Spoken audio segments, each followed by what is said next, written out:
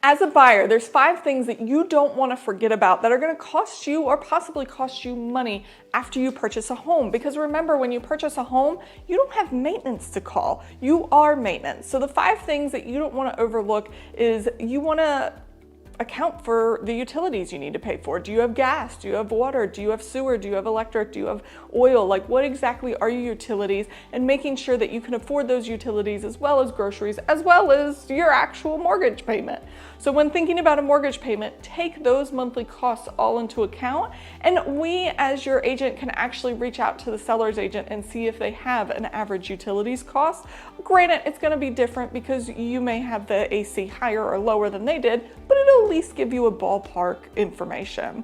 Don't forget about taxes, because taxes are a thing that you're going to have to pay, not just your real estate taxes, which you'll pay in your mortgage, but you're going to have to pay personal property taxes depending on what county you move to, and they may fluctuate depending on the county. Some counties are a little higher than others. Luckily, those usually only come twice a year, but just know those are an expense that you will have.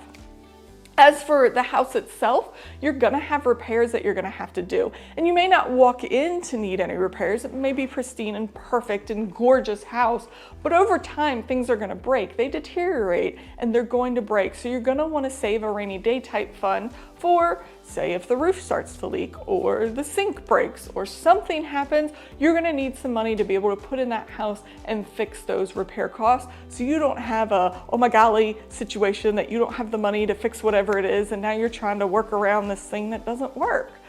You also want to think about, hey, is my windows in my house, are they old or are they new when you're moving in? So when you're looking at a house, look at the windows, because if they're older windows that are single pane windows, at some point you're gonna want to replace them, because a double pane window is going to really help on your utility costs.